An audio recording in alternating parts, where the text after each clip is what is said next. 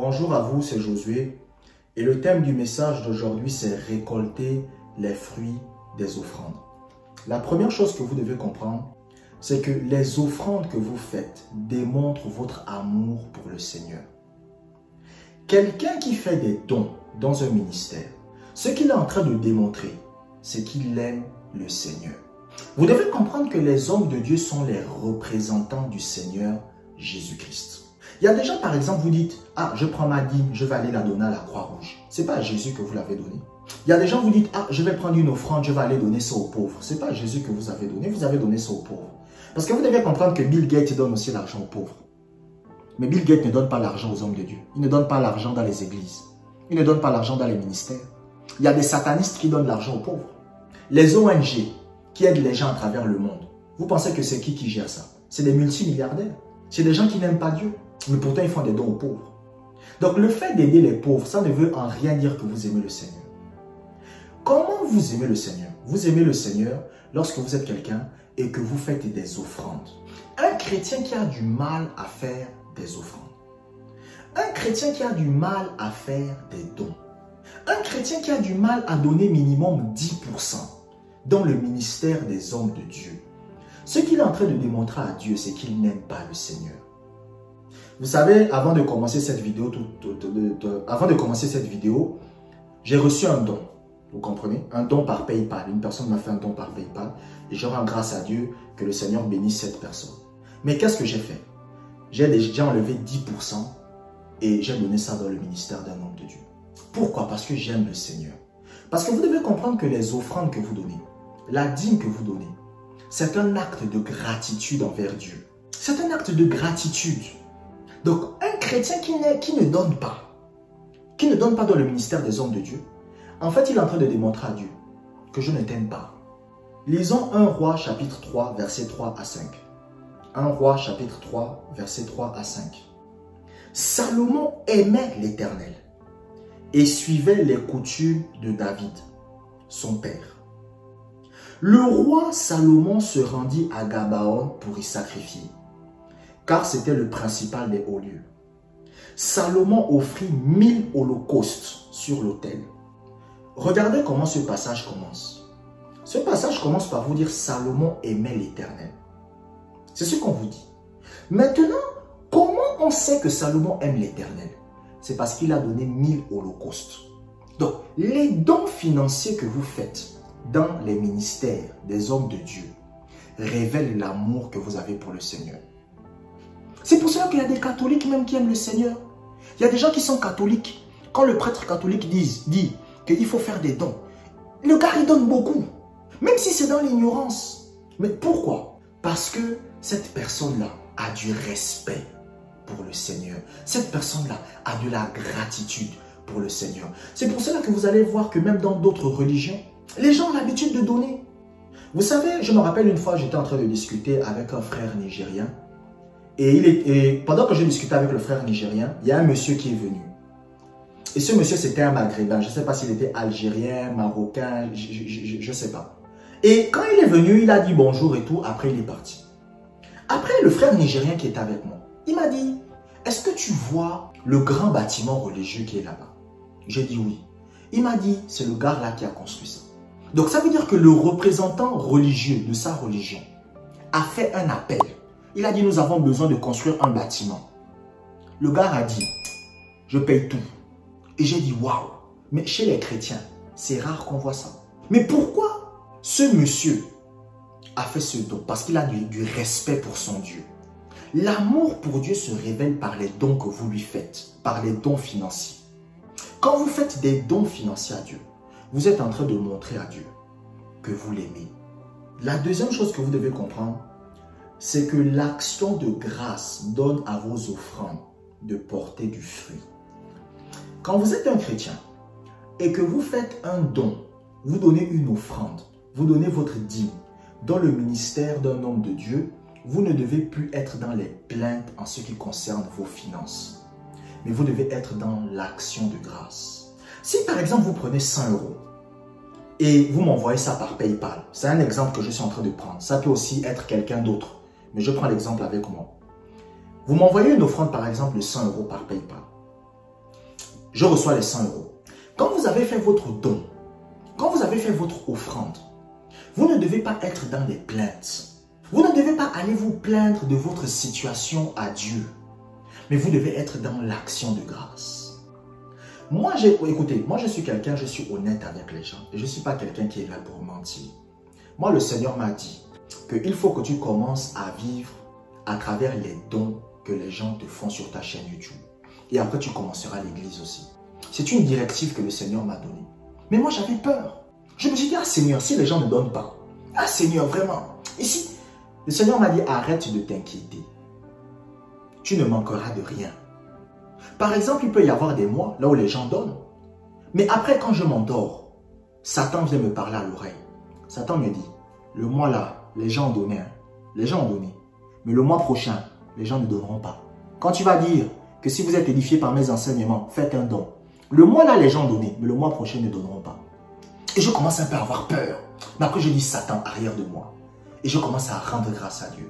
Je dis, Seigneur, je te bénis. Tu pourvois mes besoins. Seigneur, je te bénis. Je ne manque de rien. Seigneur, je te bénis. Je ne manque pas d'argent. Seigneur, je te bénis. Je suis épanoui financièrement. Et mes problèmes financiers sont réglés.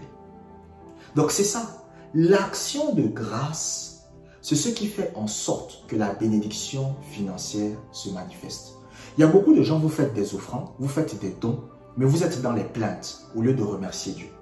Quand vous faites des dons, quand vous faites des offrandes, quand vous donnez votre dîme, vous devez être ensuite dans l'action de grâce. Vous devez remercier Dieu pour les finances. Vous devez remercier Dieu pour l'argent. Et vous allez voir que l'argent va venir à vous. Lisons Colossiens chapitre 1 verset 12. Colossiens chapitre 1 verset 12. Rendez grâce au Père, qui vous a rendu capable d'avoir part à l'héritage des saints dans la lumière. Une des choses qui fait en sorte que beaucoup de chrétiens n'arrivent pas à bénéficier de la bénédiction de Dieu financière, la bénédiction financière de Dieu pour leur vie, c'est qu'ils ne savent pas rendre grâce. Ils ne savent pas remercier. Ils ne savent pas bénir le nom du Seigneur pour l'argent. Vous savez, un jour, Kenneth Hagin raconte que quand il était pasteur, il avait besoin d'argent. Parce que lui, il fêtait la Noël. Bon, je sais qu'il y a des chrétiens, vous allez me dire, oui, moi je ne fête pas Noël. C'est chacun comme il veut. Voilà, Dieu ne va pas dire à quelqu'un, ah, tu fêtes Noël, va en enfer. Faut arrêter, il faut changer ses mentalités. Si vous ne voulez pas fêter Noël, ne fêtez pas Noël. Mais ne pensez pas que Dieu va châtier quelqu'un, Dieu va envoyer quelqu'un en enfer parce qu'il fête Noël. Faut changer votre mentalité. Donc, l'homme de Dieu, Kenneth Hagin, il avait besoin de cadeaux. Il avait besoin d'argent pour payer des cadeaux à ses enfants et à sa femme parce qu'il fêtait Noël. Mais le problème, c'est qu'il n'avait pas d'argent. Et qu'est-ce qu'il va faire? Il va prier le Seigneur pour l'argent. Et il va déclarer l'argent. Mais après, Satan va le faire douter. Satan va lui dire que, mais toi, tu penses que dans ton église, les gens vont donner? Toi, tu penses que les gens vont te soutenir? Tu n'auras pas de salaire ce mois-ci. Mais Kenneth Hagin a commencé à remercier Dieu. Il a dit au Seigneur, je te remercie. Oh, merci pour l'argent. Merci pour l'argent qui vient à moi. Oh, merci Seigneur. Je ne manque de rien. Merci de ce que tu me donnes l'argent pour Noël, pour payer les cadeaux à mes enfants. Et l'argent est venu. Un jour, il est allé prêcher quelque part. Il devait aller prêcher quelque part. Et quand il est allé prêcher, à la fin de la réunion, il y a une dame qui est venue. Elle a dit, ah, monsieur Kenneth Hagin, vraiment, votre enseignement m'a édifié et tout. Vraiment, voici 100 $ pour vous. Et c'était au début de son ministère. C'était pas après, c'était au début de son ministère. Donc, vous devez comprendre que quand vous faites des dons, quand vous faites des offrandes, ce qui fait en sorte que la grâce financière de Dieu se manifeste, c'est l'action de grâce. Ne soyez pas dans les plaintes, mais rendez grâce à Dieu. Et vous allez voir la bénédiction financière se manifester. La troisième chose que vous devez comprendre, et là je sais que peut-être je vais choquer beaucoup de gens en le disant, le jeûne et la prière ne changent pas les problèmes financiers. Les problèmes financiers que vous avez ne vont pas être réglés parce que vous jeûnez et parce que vous priez. Il y avait une dame un jour qui m'avait contacté. Elle me disait, ah Josué, vraiment, j'ai des problèmes, j'ai des difficultés, j'ai ceci. Je lui ai dit, mais ok, tu as des problèmes financiers. Qu'est-ce que tu as fait pour régler ça? Elle me dit, Josué, j'ai fait 15 jours de jeûne et de prière pour que Dieu règle mes problèmes financiers. Mais mes problèmes ne sont pas réglés. J'ai l'impression que Dieu ne m'aime pas. Je lui ai dit, non, ce n'est pas que Dieu ne vous aime pas, Dieu vous aime. De la même façon que Dieu m'aime, Dieu aussi vous aime. Mais le problème, c'est que vous appliquez la mauvaise clé pour la mauvaise porte. Vous savez, quand vous voulez entrer dans un endroit, il y a une clé. Mais si vous avez la mauvaise clé pour la mauvaise porte, vous ne pouvez pas entrer dans cet endroit. Donc, il y a des gens, ils veulent vivre la bénédiction financière de Dieu. Ils ne veulent manquer de rien. Mais le problème, c'est quoi? Le problème, c'est qu'ils utilisent la mauvaise clé. Le jeûne et la prière ne changent pas la situation financière de quelqu'un. Vous pouvez aller dans un désert, vous priez pendant 40 jours et 40 nuits et vous jeûnez. Ce n'est pas ce qui va faire en sorte que vos problèmes d'argent seront réglés. Vous serez toujours dans les problèmes d'endettement. Vous allez toujours avoir du mal à payer votre loyer. Vous aurez toujours du mal à payer l'électricité. Vous aurez toujours du mal à payer la nourriture. Pourquoi? Parce que ce n'est pas le jeûne et la prière qui règlent ça. Il y a des chrétiens qui pensent que la prière règle tout. La prière ne règle pas tout. Le jeûne et la prière ne peuvent pas faire en sorte que vos problèmes financiers quittent votre vie. Lisons Proverbe chapitre 3, versets 9 à 10. Proverbe chapitre 3, versets 9 à 10. Honore l'Éternel avec tes biens et avec les prémices de tout ton revenu. Alors tes greniers seront remplis d'abondance et tes cuves regorgeront de mou. Vous voyez cette écriture que je viens de vous lire? C'est une écriture que je vis. Je ne manque jamais de rien. Écoutez, parfois il y a eu des moments là où Satan essayait de me troubler, de me mettre le trouble, c'est vrai. Mais je ne manque de rien. Dieu fait toujours en sorte de pourvoir à mes besoins d'une façon ou d'une autre. Mais il y a des chrétiens, vous ne vivez pas ça. Pourquoi? Parce que vous ne voulez pas appliquer cette loi-là. Vous préférez faire quoi? Le jeûne et la prière. Mais c'est comme si vous voulez entrer dans une maison. Et je vous dis, bon, écoute, tu vois cette clé-là? Utilise cette clé pour entrer dans cette maison. Si tu utilises cette clé, tu vas entrer dans cette maison. Mais vous prenez la clé, vous la jetez, vous allez prendre une autre clé. Et vous dites non, moi je vais entrer dans cette maison-là avec la clé-là. Et vous essayez, ça ne marche pas. Vous essayez, ça ne marche pas. Vous essayez, ça ne marche pas. Et après vous venez me voir. Vous me dites, ah, j'ai essayé d'entrer dans la maison, mais le problème c'est que ça ne marche pas. Je vais vous dire quoi? Je vais vous dire que vous avez utilisé la mauvaise clé. Donc il y a des chrétiens, vous ne vivez pas dans la bénédiction financière. Pourquoi? Parce que vous voulez utiliser le jeûne et la prière pour entrer dans la bénédiction financière. Vous ne voulez pas donner. Vous savez, il y a un frère, il m'a contacté. Il m'a dit, Josué, j'ai tout le temps des problèmes financiers. J'ai tout le temps les dettes. J'ai tout le temps ceci. Je jeûne et je prie, mais mes problèmes ne se règlent pas. Ou sinon, ça peut se régler de façon momentanée. C'est-à-dire que je jeûne et je prie, j'ai réussi à régler le problème. Mais après le mois suivant, je retombe dans les mêmes problèmes. Je lui ai dit, bon, ok, c'est ce que tu dois faire. Commence à donner ta dîme. Il dit, non, tu sais, la dîme, c'est la loi. Je lui ai dit, ok, mon ami, si tu lis ça, donc ce que tu peux faire, c'est que continue à souffrir. Parce qu'il y a des gens, ils vous appellent pour un problème. Il jeûne et il prie, son problème ne se règle pas. Vous lui donnez la solution à son problème, il ne veut pas faire. Et ce qui s'est passé, c'est qu'il a continué sa vie. Il m'a recontacté quelques mois plus tard. Il m'a dit, ah Josué, je vais commencer à donner ma dîme, mais je gagne peu. Je lui ai dit, même si c'est peu, donne. Le jeûne et la prière ne vont pas régler vos problèmes financiers.